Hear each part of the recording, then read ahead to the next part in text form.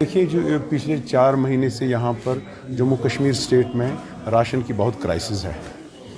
Ration curtail किया जा रहा है। रीज़न ये है कि आधार लिंक्ड होना चाहिए। आपको मालूम है पूरा नेटवर्क यहाँ पर जम्मू कश्मीर में इस वक्त नेटवर्क आधार लिंक्ड नहीं है। अगर 2011 का सेंसस देखें तो कितने हाउस होल्ड छूट गए हैं। अब जिन जिन के पास आधार है तो उनको उस हिसाब से राशन मिलता है।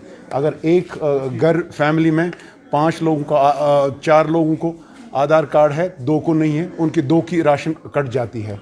इसकी वजह से एक क्राइसिस पैदा हुई है और राशन लाखों टनों में इस वक्त सरकार के पास गोडाउन में मौजूद है, लेकिन लोग यहाँ पर सफ़र कर रहे हैं। रीज़न क्या है? आधार लिंक्ड। और दूसरा, पिछले 4 महीने से जो मटन का डेडलॉक है, हम चाहते थे कि वो एंड हो जाए। ये कैसा ऐसा फैसला है कि 4 महीने से सरकार के पास एक फार्मूला नहीं बन रहा है जिससे वो मटन के रेट्स डिसाइड करे। अगर देखा जाए एक सिविल सोसाइटी के तौर पर और जो इस तिजारत से वाबस्ता लोग हैं और एडमिनिस्ट्रेटिव ऑफिसर, एडमिनिस्ट्रेटिव हेड आ जाए, एक कमेटी बैठे, 1 हफ्ते के अंदर अंदर ये डेडलॉक क्लियर हो जाएगा और मटन के क्राइसिस हो जाए। हम चाहते हैं कि एक मटन अवेलेबल हो और एक क्वालिटी मीट लोगों के अंदर अवेलेबल हो। इसी के साथ यहाँ पर तेल की क्राइसिस है। इसी के साथ यहाँ महंगाई हो गई है।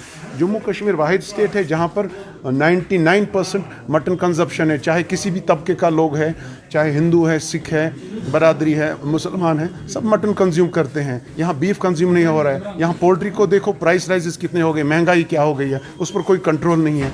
एक छोटी सी गलती की वजह से पूरे आवाम को सफ़र करना पड़ता है।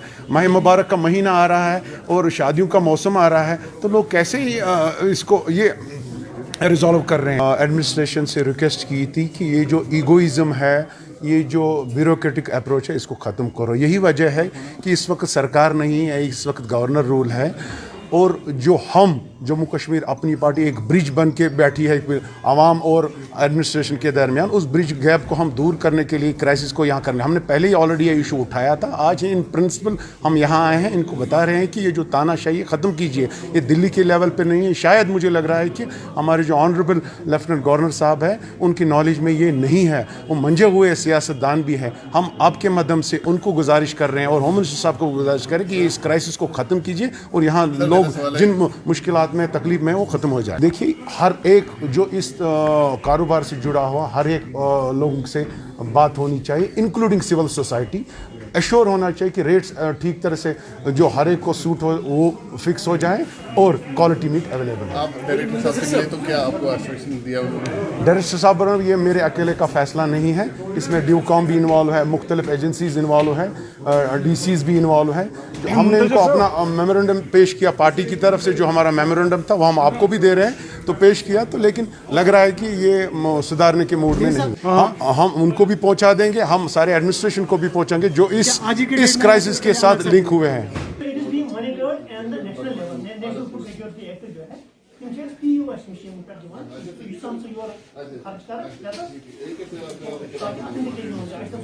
मेमोरेंडम डिफरेंट चीज़ों पे, वो राशन का कुछ है, केरोसिन ऑयल का कुछ है, मटन का कुछ है और ऑल अदर इश्यूज हैं। तो उनको हमने कहा कि हर एक पॉइंट का उनको हमने एडवाइस किया क्या मसला है, ऐसा कुछ नहीं है, और उसका मेमोरेंडम को फॉरवर्ड भी किया जाएगा टू द कंसर्न कॉर्पोरेट्स। आपको क्या लगता है? बैठे हैं, सरकार बैठी है, उनको भी बुलाकर लाया, उनकी टीम भी बाहर गई थी, हमारी टीम भी बाहर गई थी। फिर कंसेंसस के बाद फिर उन्होंने वहाँ पे रिपोर्ट्स पेश की, दोनों टीम्स की रिपोर्ट को अप्राइज ये एग्जामिन किया गया। एग्जामिन करने के बाद इनको एक रेट ऑफर किया गया। फिर इनको आपस में कुछ नहीं जी मेरा मार्जिन कम हो रहा है, नहीं जी मेरा मार्जिन कम हो रहा है। तो फिलहाल एज ऑन डेट 480 रुपये रेट है और जो उसको एक्सप्लॉइटेशन या वायलेशन करता है उसके खिलाफ कानूनी कार्रवाई की जा रही है। एक्शन आपने खुद फरमाया कि एक्शन हो रहा है। हमने दुकानों पे चस्पान की है नोट से कि अगर आप इलीगली ये जो आपने बंद किए हैं आप नहीं खोलेंगे, अब उनको सील हो रहा है, उनको सील होना है जो दुकानें नहीं खोलेंगी। क्योंकि आपके पास भी रिपोर्ट है, हमारे पास भी रिपोर्ट है, ये चोरी छुपे माल मारते हैं, कभी सुबह सवेरे मॉर्निंग आवर्स में या कभी इवनिंग आवर्स में, और होटलियर्स को देते हैं। अगर इनको घाटा है या इनको वारा नहीं है तो फिर ये वहाँ से चोरी छुपे क्यों काम करते हैं, सीधा दुकान क्यों नहीं खोलते हैं? और अगर ये दुकान नहीं खोलना चाहते हैं फिर सरकार को फिर कानूनी कार्रवाई करनी पड़ेगी और इनके दुकान फिर सील हो जाएंगे। अपील तो पहले लोगों से है कि मेहरबानी करके अगर तो आपको कहीं गोश्त मिलता है तो सरकारी रेट के अलावा मिलता है, आप ना ले लीजिए, और अगर आप ले रहे हैं तो हमें इन्फॉर्म कर लीजिए ताकि उनके खिलाफ एक्शन हो जाए। और जो ये हरदरम या अपने आप को नुकसान खुद करना चाहते हैं, दुकानें बंद रखी हैं और चोरी छुपे काम करते हैं, मेहरबानी करके ये धंधा छोड़ दीजिए, आवाम के लिए काम कर लीजिए, आवाम आप